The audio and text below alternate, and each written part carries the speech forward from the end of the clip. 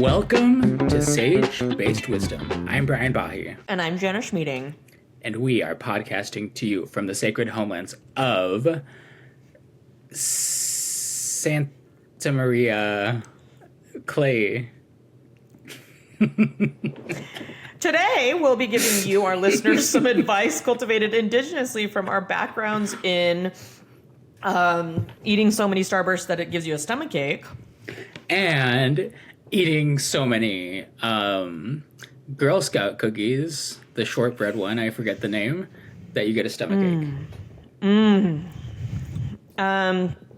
Okay, but first, Brian, let's dive into some advice that you have been getting from the algo.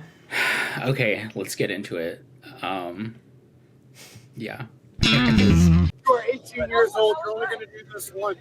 If you ask anybody with any kind of age, the only thing they regret is things that they did not do. You're going to have fun. You're going to enjoy your life, okay? You're going to hang out with your friends. You're going to make some fucking spectacular memories. And everything you are going back to in Utah will be there when you decide to go back. This is the opportunity. This is the chance. When you get that, do it. Live it, love it. You can enjoy your life. This is so funny because it is like he's giving motivational advice about kind of living your best life in a way, but he's doing it because he's just trying to bang these like 20-year-old girls at a hostel because it's who are from Utah, and he's like, "You're from Utah, I can get you." And it's just like in the background, it's like rave like lights, and it's like music, and there's just like a crowd of people, and they're like by a pool. And and he's like, live, laugh, love, girls. Like, we are never going to have this moment again. And we got to just really just go hard in the paint and live our best lives right now while we're hammered in Portugal. And what's crazy, or not crazy, but I'm like, I'm dying for that to happen to me. I'm like, that man, where's that man in my life? Not some guy kind of just like really trying to talk me into it. Oh. I've never, well, yeah, I feel like, yeah, and, well, I feel like there's two steps. It's like, he's talking me into it, and then it's like so good that it works, you know? I feel like that's... I think it being so good that it works implies that you're also kind of fucking hammered.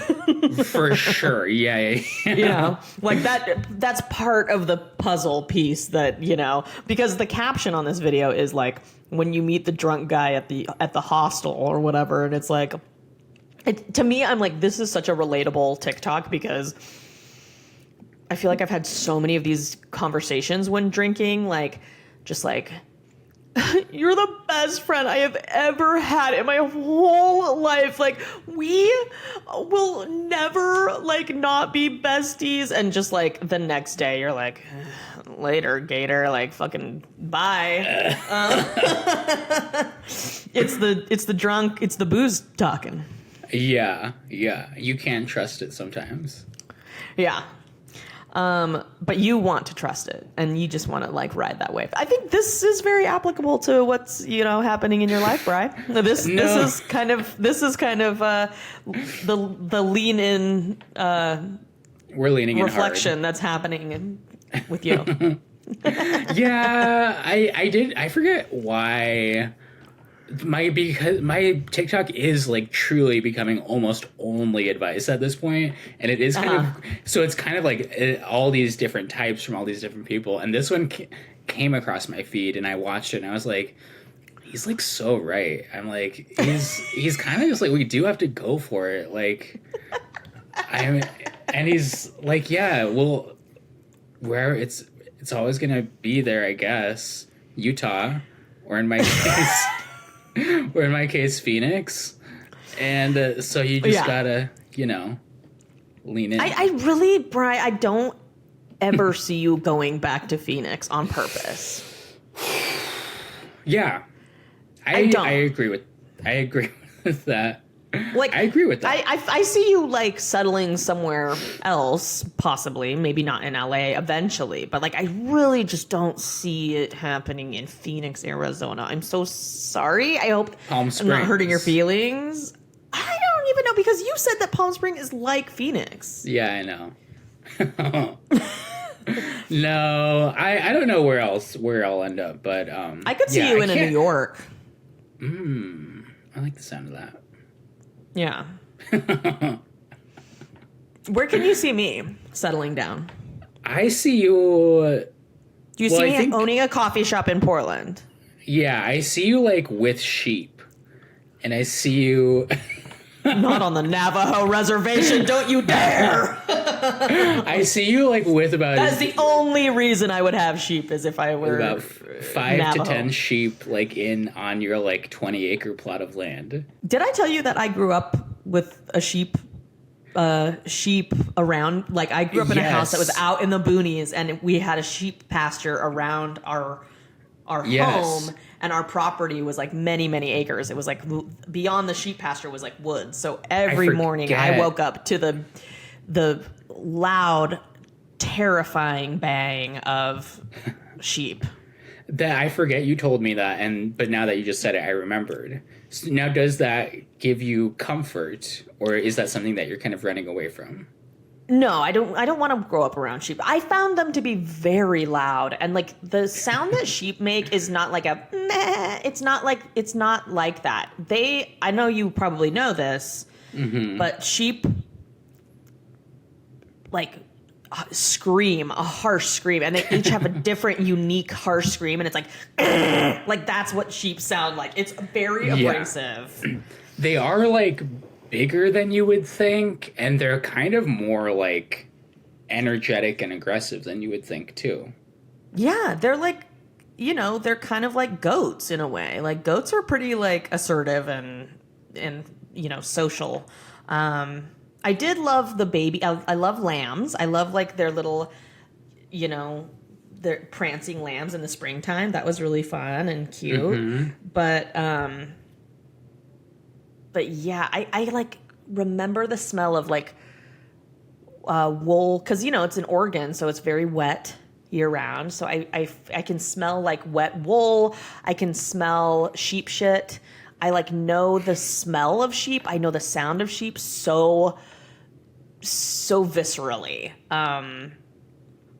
Yeah, The touch. it's just what they feel like. We used to pet them, and like we would, instead of composting, we would just put our vegetables like that were going bad in the fridge. We would dump them over the fence and feed the sheep, and they would just eat our fruits and veggies.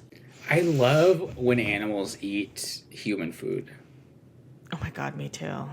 That's my favorite thing. Sheep eating vegetables, dogs eating pizza, like, Oh, give it to me. love Give that. it all to me. Shazi, your best friend / the cat you hate and wants to be your best friend so bad. He's been getting pretty interested in human food these days. He climbs up onto the table and he wants bites from the plate, or he wants to clean the plate. Doesn't matter what it is. It could be Is that spaghetti sauce. It could be whatever. It's giving dog. Is that a thing with cats? Like, do they eat human food? Well, my cats have never really been into it. They want to smell everything and just kind of see what's going on in there. But then they don't. If it's too salty or has too many spices in it, they don't want it. But I cook a lot of salmon. I cook a lot of like chicken and just like things that a cat could potentially eat. But I also Right. season my shit, and so. But Shazi doesn't. He kind of wants the people food real bad. That's cute. I would give it to him. I do. Okay. Yeah. Mac and cheese. Anyway. Oh yeah. What's your favorite snack? I mean, you know what I haven't had in a really long time, but I like truly love? Chips and salsa? Peanut butter and jelly. Ooh. Wait, what kind of haven't jelly? Just like strawberry. I haven't had that in so long. And I Yum, love yum, it. yum. Sometimes I'll even just do like a scoop of, because I rarely have bread. Because Yeah. it goes bad. Yeah. So a whole loaf. Like, why are we selling whole loaves out here? It's just so much. Yeah. So what I do is like I'll do like a scoop of jelly, no scoop of peanut butter, and then on the same spoon jelly, and I'll just kind of like you're just sort of raw suck dogging on the PB and the J, but sans the bread. It gives me what I need. I used to wake up on like Saturday mornings because, you know, in the 80s we had Saturday morning cartoons, and it was like Mighty Mouse, and then like Pee-wee's Playhouse, and then like eventually it was like kind of like Captain Planet. I don't know. Anyway, I would wake up super early and just go into the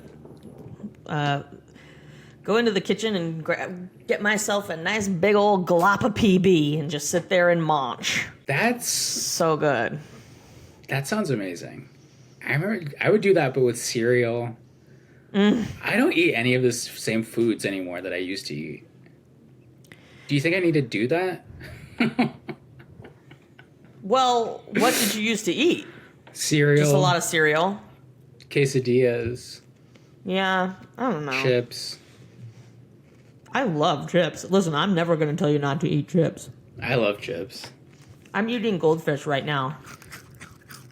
Damn, I like need to go grocery shopping. My favorite snack is chips and salsa. That's a good one. That's a really But good you know one. what? You know what I need is I need the salsa to be restaurant level salsa. Like I will rate, in my life, I will like rate a Mexican food restaurant based on how good their chips and salsa are. I agree with that, and I would almost follow that up with how good their beans are. Oh God, seriously. If their beans are like really like refried and good, I'm like, this place is so good. My biggest pet peeve when it comes to restaurants is when they give you beans and it's just like straight up whole beans, and I'm like, what the fuck is this bullshit? Like, this is crazy. My least favorite is when they give you black beans that like haven't really been seasoned. I'm like, first of all, what do you think I am? I'm not on a fucking diet. Like, why are you giving me black beans? It's pinto or nothing, bitch. It's pinto.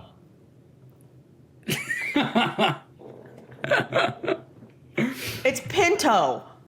Okay? And this is actually black beans. This is actually why I would almost move back to Phoenix, is because like anytime I did go to a Mexican food place, it was always refried pinto beans. They were always good.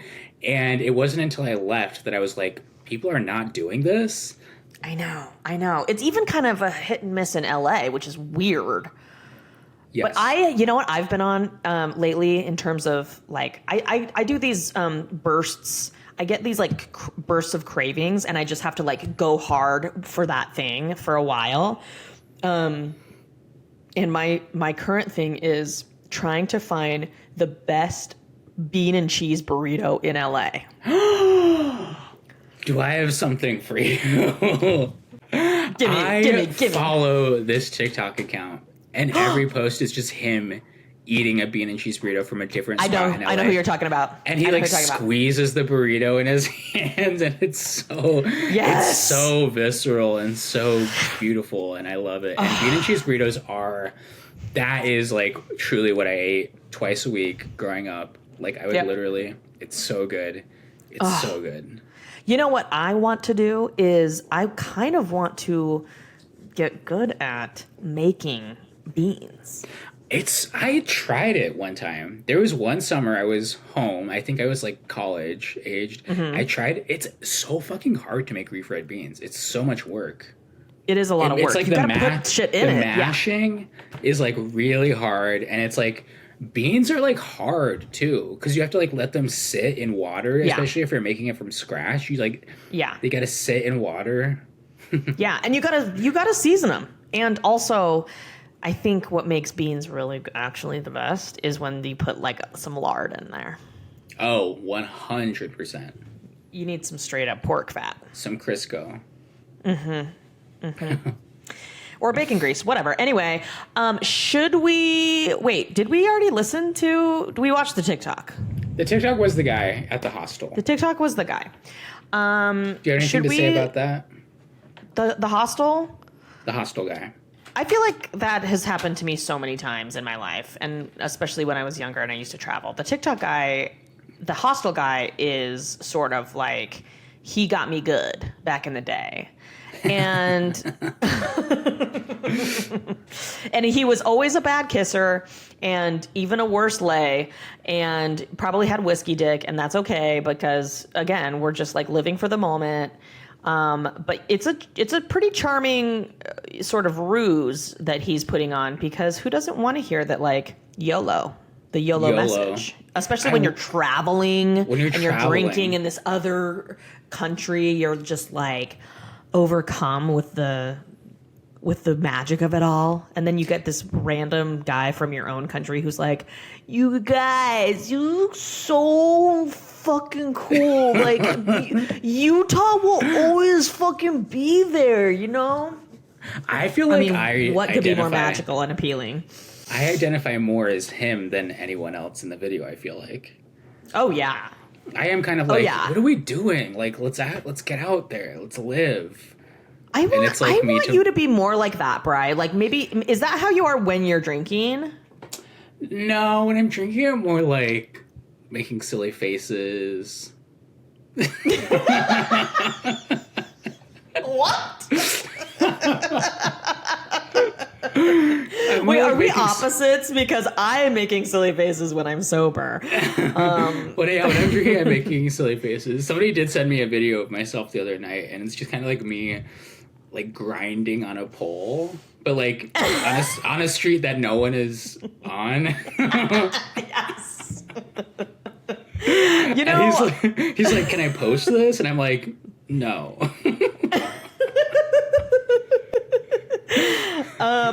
We need to go out drinking. I feel like, have we ever gone out drinking, Bri? I don't think so. We've only, because I don't really drink that much, but like we should go, like, have a full on, like, we should get an Uber and just have a drunk night. That would be really fun. And actually, maybe we should do it in Portland when we go. Ooh. Let's get drunk in Portland. Perfect. That's perfect. Yeah, because I have friends that will come out drinking with us too there. I'm ready. And we'll have the best night of our lives. We'll just be like Portland will always be here. That's yeah, that's crazy. I was gonna say, okay, so remember how I was in Florida? Yeah. Dayton. So what I think was my last night there, it was like a Friday night, and I was like, I want to fucking go out. I want to see like what this, city has to offer. And like all the gay bars are kind of like, it's very like West Hollywood. They're all on like one strip. Mm-hmm. And so they're like next door to each other. And so I went to this bar. It was kind of like, whatever, who cares? I went to this other place next door, and they had like a drag show. And it was kind of fun, and I was just like standing there watching. And then this like guy like who was standing in front of me kept like turning around and looking at me, and I'm like, what's that about? And then eventually I think he like introduced himself to me or something, and then his name also was Brian. And then we like... Is this the first time you've met another Brian who's like kind of hit on you? Honestly, maybe. I've definitely like met other Brians, but like yeah. And then so we just like kind of had a little bit of like a night together where we just like dancing or whatever. It was so funny. But he was like, he was an older dude. How old? How old? What are we talking? I would say like 50s probably. Okay. And so it was so funny. And then like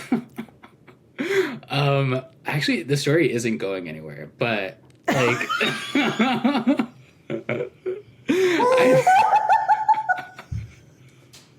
it was so actually like that's really the end of it.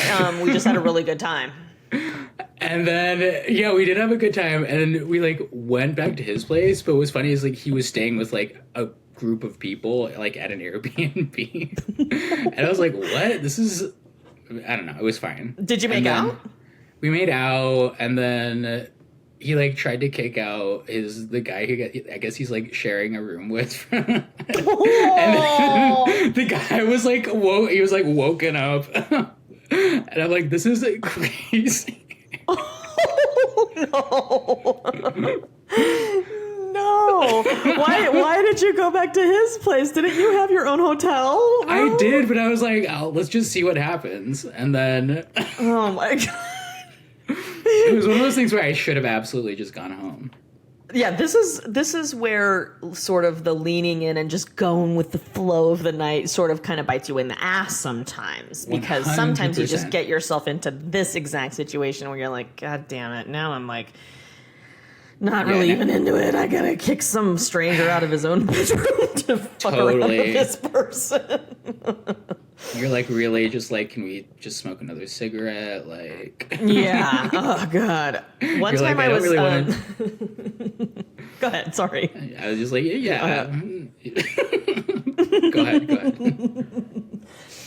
One time when I was in college, I visited my friend Sarah. She lived in Delaware. She was going to the University of Delaware. And I visited her and partied with her at like, what's the beach? Delaware? Yeah, Rehoboth? it's no, it is fuck. There's all those beaches on the East Coast, you know, like the Right. Delaware, you know, people. I don't know if it was Rehoboth. I don't think so. Maybe it was. I don't fucking know. It was just a massive summer party beach, you know. It was just like so many like shore people just like partying. And as you know, I had a fake ID. So I could really just get in anywhere I wanted. How did you get out there? This was college? College. I just flew. Oh, okay. Yeah. So we're staying at, where were we staying? We're staying at one of her friends' parents' house at the beach. And I think, and she has her parents have like this kind of nice house anyway, and it's like in the suburbs, and we're staying like in the attic. My friend Sarah, her friend who I don't really know, and me. We go out and are fucking partying, just like going into bars, going into clubs, drinking our fucking ass off. I fully like, there's been very few times that I've like blacked out from drinking, and that was one time. And it was so dangerous because whenever I have a blackout night, I always look back and I'm like, that was the most dangerous fucking thing I've ever done in my life, because I'm a single woman. I'm out with other women. I'm around all these drunk fucking strangers, these men who are like, there's like grown men, but there's also college age men, famously very dangerous actually. And I'm just like drinking. I'm like dancing with people. I remember two things. I remember where a bunch of people are in a car. I'm sort of squished in the middle. I'm so fucking drunk. We're driving through the suburbs in the middle of the night. Everybody's like, probably driving drunk. I'm in the back seat and I'm like, I'm gonna hurl. I was like, pull over. They're like, pull over, hurry, pull over. She's gonna barf. I remember piling out into somebody's front yard, a very nice suburb, okay? We're talking nice cultivated lawn. I stumble out into somebody's front lawn and I just go blah, and just yak all over a very nice home's front yard. We get back in the car. We're going to somebody else's house. Again, do not know who this person is, a stranger. I get to that person's house. I yak a bunch more at their house in their bathroom. I drink another beer, I think. I like sort of like booed and rallied. I don't know. Fuck. It was fucking insane. I had hydrated. And I don't remember anything else after that. And then I wake up in the morning. We're in the attic bedroom of my friend's house. I wake up and I think I had like alcohol poisoning because my skin hurt. Have you ever been so hungover that your actual skin hurts? Or have you had the flu where you're like, oh my God, my skin, like all of my skin felt bruised. I was so fucking sick, dude. I went way too fucking hard. because I fell into this exact like, whatever, man, we're never gonna have this again, you know? Like, it's just like, I could have killed myself. Like, it was like possibly like if my stomach wasn't pumping itself, I probably needed to get my stomach. You know, it was just like if I wasn't barfing, it would have been a problem. For sure. That was the level. So anyway, that's the beginning of my youth alcoholism. And that's why I don't really drink that much anymore, because I really burned out early.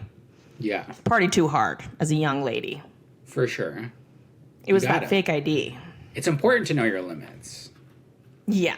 Even thinking about it right now, I'm just like, oh, I feel kind of nauseous just like thinking of how fucking like, just that feeling of being so hammered. Oh, I hate that feeling. I hate that feeling. Yeah, it's bad. So many nights leaned over the toilet, head down, saying to myself, I'm never drinking again. I'm never drinking again. So many nights. Should we get into our first call? Yep. Wait, Let's get into our caller. Okay. Oh, what? No, I know. So here's my problem. I'm an urban native, work for an urban native organization, and I'm married a non-native. She's great. However, she is uncomfortable laughing during funny parts of television, movies, whatever, when we're talking about native people or our native cultures. How do I help her get over this? We're going to go see Brian in Portland. I'm excited. I can tell she's nervous. She doesn't know when to laugh. Help me make her laugh. Help me show her the way. She couldn't watch Reservation Dogs with me. Yeah, there's some sad parts, but there's also a lot of humor there. Rutherford Falls, same thing. Didn't know when to laugh. This is so... Thank you. Now,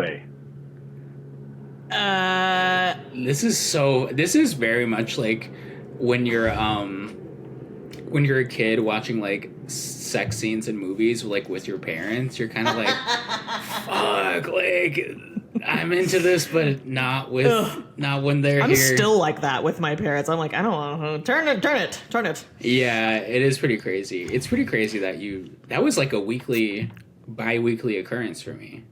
My parents would let us watch anything, and so we would just be like, yeah, we would just be watching like, it was usually like an action movie that had like, you know, like one sensual scene in it, and I was like, this is crazy. Does everybody feel like that? I was like, is everyone feeling like this at you know, in high school or whatever? I'm wondering if this person's partner just doesn't have a sense of humor. That could be the case. Listen, if you can't laugh at Rutherford, okay, Rutherford has Res Dogs. I will say this: Res Dogs is like, there's some trauma in there, and I would say it's a dark comedy, almost a dramedy. So I can understand somebody being like, "Wow, this is very. I need to really, take this in." But Rutherford is a straight up sitcom. There's like, it's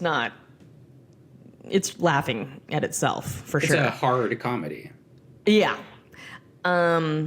It's what they call a hard comedy. I think, here's my thing, and this kind of goes back to this clip that Nicole Byer posted of talking about native or indigenous or what. I mean, we already talked about it with River, but I want to say, like, folks, white people, non-natives, you gotta have some fun. You gotta lighten up. We all gotta lighten up. Native people need to lighten up, and we have to be able to like laugh at ourselves. Like if we can't, it's just too fucking sacred all the time. Like, shut up. God, it's I don't know. That's my take. I feel like Native people laugh the hardest. Same. I feel like what I grew up around was almost like if you were the butt of the joke, you were getting like 20 punchlines thrown at you. 100%. It's an honor. You're getting roasted. You're getting roasted. You had to take it. And it was so fun roasting to be around. is the highest. It is our highest form of compliment. It was so fun to be around, but it was also so terrifying. I was like, please don't. Not me, though. Don't do it to me. That's what makes you the best person to roast, Brian. It's because you're oozing that please don't vibe. I was just like peeking around the corner being like, is anyone there? I think, same. I mean, my family was laughing all the fucking time and laughing at ourselves. I mean, God, even this podcast, it's just like, oh my God, what? It's just, also I will say to her about if she's at all nervous about going to your show and, having to laugh at Native jokes, whoever, if you're listening to this, ma'am, don't worry about it. Brian doesn't tell that many Native jokes. He's telling mostly gay jokes, gay sex jokes. I'm working on some new material. Are you throwing in some Native shit in there? I'm throwing in some Native stuff, I feel like. Have you been including some of your adventures into your stand-up? I hope so. Not yet. I don't know. I want to, but I haven't yet. I want you to. And I need to. And I will. I will. Okay. I just feel strongly that I don't know. There's just People you need have to such know. good stories. You have such good fucking stories, dude. Oh my God. But yeah, I don't know what. I guess this person, you gotta have a sense of humor.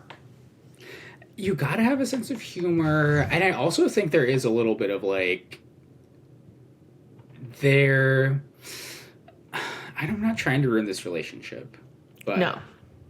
Are you getting some like policing vibes or what? What are we talking about? I feel like it's more just like they need to be able to see Native people as like thrdimensional people. Yes. And it's like, I feel like if you're unable to laugh at Native stuff, then there is a little bit of hesitancy of like, this is, I only want to touch it with like, kid gloves or whatever. I don't want to like fully acknowledge that they're like living, breathing, like three-dimensional with like, flaws and, stuff that is human, etc. And it's just kind of like, I think this person needs to grow up a little bit. Yep.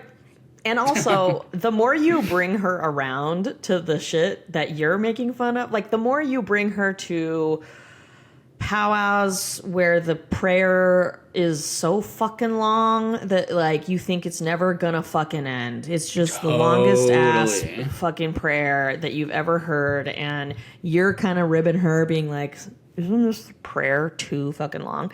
Or like, you're just like, you're making jokes to her as if she's on the inside and knows what you're talking about. I think that, some of people's discomfort with laughing at our experiences is like their lack of knowing our experiences. It's like it's an illiteracy. For sure. Illiteracy. Also, there's probably like, some white guilt. And maybe he needs to be like, look, you're not, you're the oppressor, but not in this case. Yeah, actually, I think you should go the other direction and be like, you are the oppressor. So lighten up. Lay it on thick. So, it just sounds like she needs to be teased more. I don't know. Yeah, I also wonder what kind of what does she laugh at? Is she laughing at, Yeah. fucking Deuce Bigelow, or is she laughing at If she's laughing at Deuce Bigelow, it's not a match. I don't know. Or is she laughing at, like, NPR, like, Terry Gross interviewing? Yeah, maybe she just like, doesn't have a sense of humor. Shonda Rhimes. Like, yeah, maybe you need to find the right native comedy for her. Yeah. As an entryway. We are not a monolith. We are not a monolith. There's different genres. Yeah. There's there's us.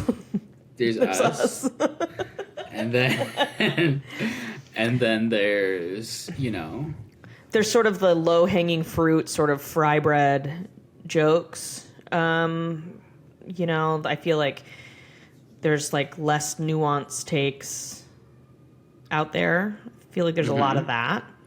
I don't know. One of my favorite comedians right now, and we got to get her on the pod, is Monique Moreau, because she talks about being autistic, and she's a native comedian, but like her jokes aren't all about being native. They're about being autistic. And it's like so fucking funny to like hear her takes on shit. I don't know. She's just very smart and unique perspective. Yeah, I also think this this is so crazy because it's kind of like explaining what comedy is, but it's like, yeah, comedy is kind of just like you're talking about kind of like bad stuff that's happened to you, whether it's like embarrassing or just like straight up like traumatizing in a way, and then you're kind of like turning that into something funny. Yes. Exactly. So it's like, you're laughing at yourself. It's a nice, easy form of self-deprecation. And so that's why I say, like, native people, we have to sometimes I'm very disappointed in us as natives because there is a streak within our community that is earnestly like passionate and political and like just like can't really laugh at ourselves. And I don't know why. I don't understand it, but I think that like some of the funniest native shit is like clowning on how like stoic and sacred we have made ourselves over time, and our lack of humor about ourselves. So I don't know. That's you don't want the native people to just be like fucking I don't know what serious all the time. Yeah. Serious, like that's not fun. No. I don't think anybody wants that. Yeah. Yeah. So I suggest maybe you start with Family Matters with her. And then have her watch all 9 seasons of Family Matters. And if she laughs at that, then you kind of go into That's So Raven. Just get her firmly well educated on a sitcom, physical comedy. And then she's ready for maybe your Rutherford. Yeah. Maybe start with okay, Roseanne. I get what they're doing. OG Roseanne. Right. I think Roseanne is one of the funniest sitcoms. Of course, Roseanne went on to become a very hateful, strange woman. But but the show, just a delight. I haven't seen it in so long. There are so many shows I haven't seen in so long. I just loved... God, this episode is popping off. This is an episode where we should have smoked weed before we got... I don't know what day it is. What? I for real am like Because I just don't have any set schedule anymore. Oh, So I'm always just like, today's what?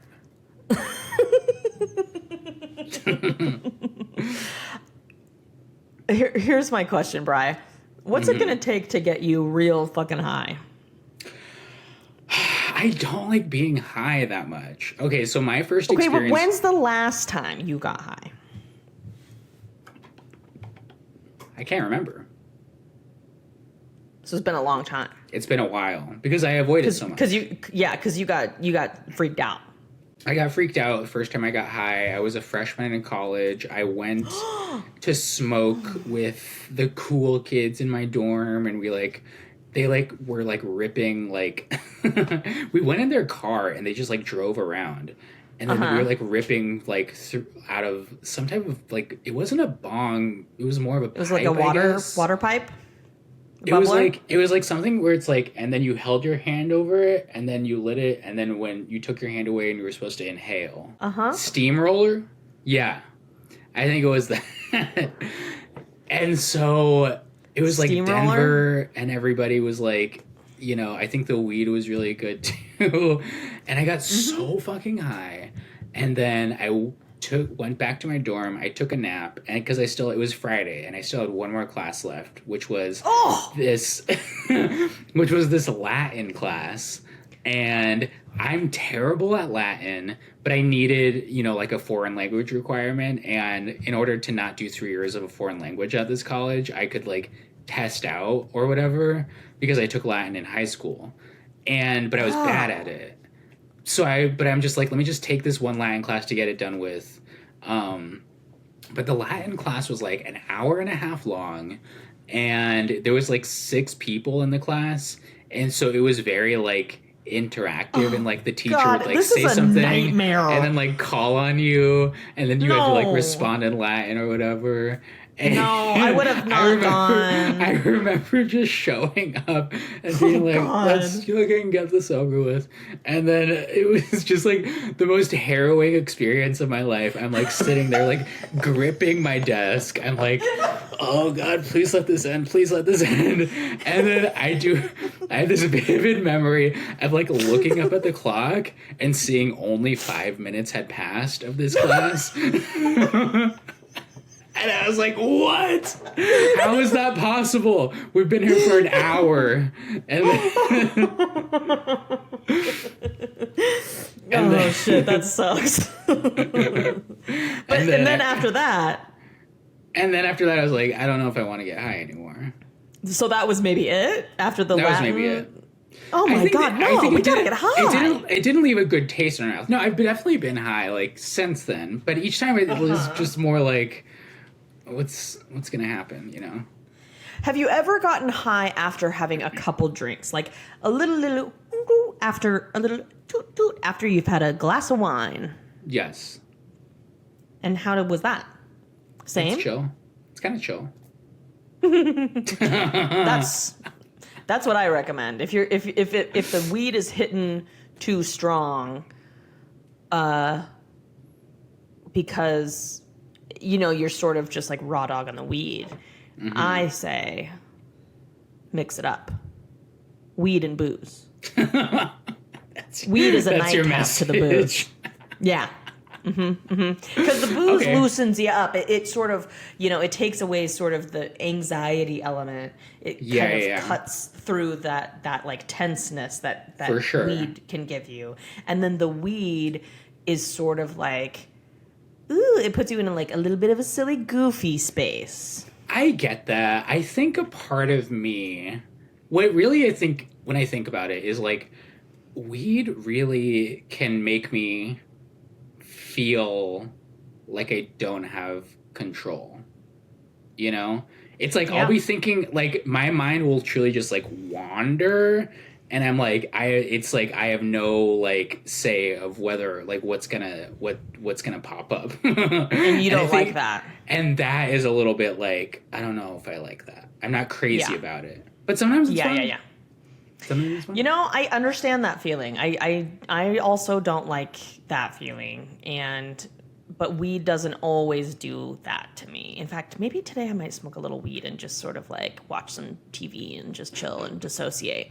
That's when I like weed, is when I'm just like, I don't have fucking shit to do. I don't have shit to think about. I can just like truly, it is to me the ultimate dissociation drug. Like, yeah. And I live for dissociating. I mean, I can't do it as much as I used to do because my therapist has warned me that it's a bad thing. Because I also binge eat when I dissociate. In like and an unhealthy way. Means you just forget, you lose, kind of like... It's sort of like disembodying yourself. It's like, I am not in my body and I'm not really in my conscious mind. It's the feeling of watching 8 hours of TV and just being like... This is why we have different perspectives on it. Because, like, what you're describing sounds like something I don't want. Really? I kind of do like being in my body. Present. Yeah, present. Oh, listen, me too. And it took, I think, I will say this. I have had to get a lot of therapy about my dissociative issues because I was leaning so hard on it as a tool for dealing with hard feelings. Like instead of dealing with trauma or stress or anxiety or whatever, things I was worried about, I would just choose to dissociate. And it led to a lot of other side issues like binge eating or,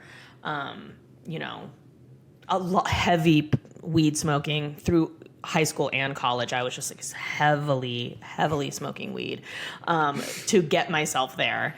And there's like literally gaps of time that I just don't remember. I like do not remember those years of my life at all. Like I so crazy. It's crazy. And I purposefully sort of I just like wasn't dealing with shit. Anyway, I learned that part of that was actually wanting to not be in my body and like not wanting to like feel things like pain or stress or hunger or longing or, so like when you block out the bad stuff, when I was dissociating to block out the bad stuff, I was also blocking out the good stuff. So I stopped. I was like afraid of getting a massage. Like I wasn't really working out because I didn't like the feeling of like strain, muscular strain, it was just like all of those things. And so part of my therapy to get back into my body was making sure that I was doing all of those things. The feeling of touch, making sure that I'm feeling pleasure in my body and sometimes pain and sometimes, like the bad feelings that come with.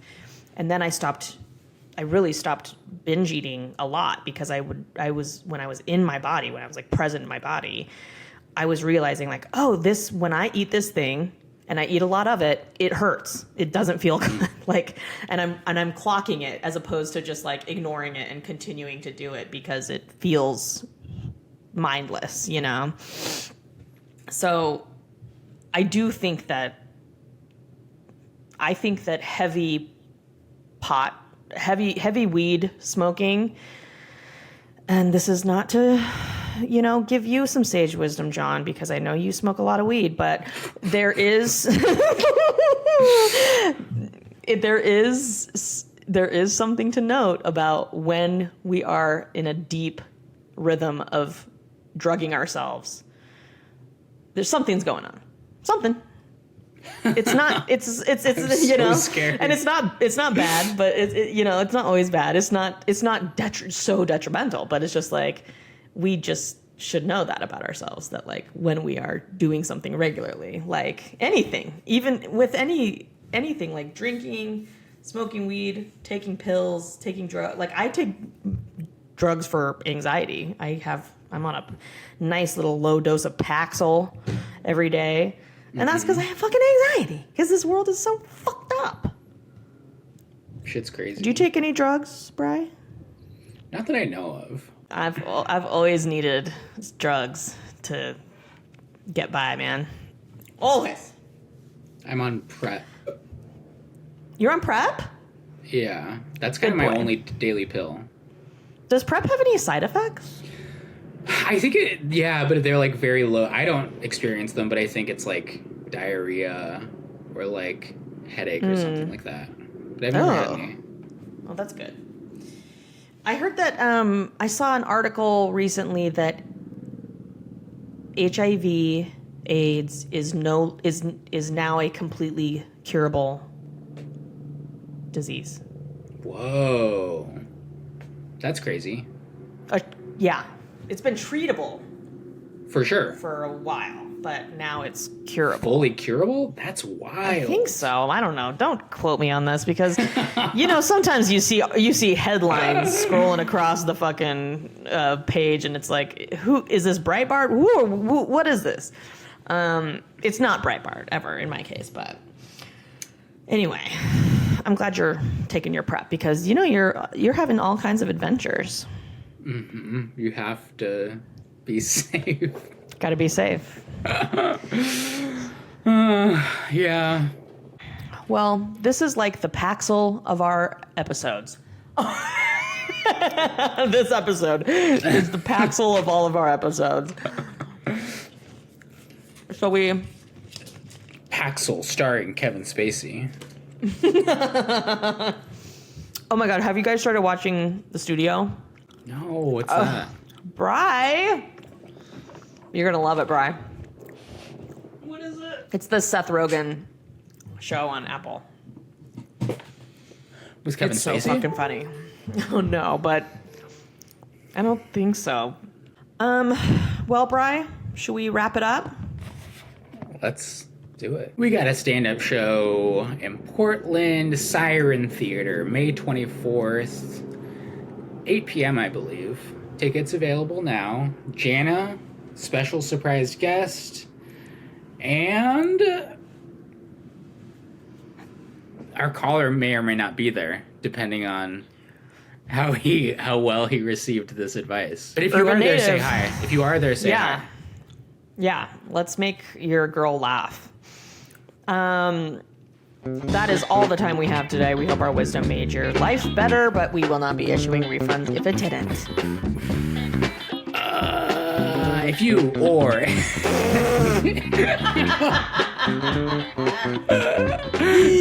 Why? How is it that you blow it every time? if you or anyone you know needs advice, has a question for us, or just wants to chat about something, leave us a message. There are 3 ways to do that. You can find them in the show notes, and we'll give you our smudgiest, sagest, solicited advice. As always, we'd love for you to rate, review us on iTunes. Please call in and ask for advice, and subscribe to our little YouTube channel. Thank you so much for tuning in. Toksha. Agone. Right.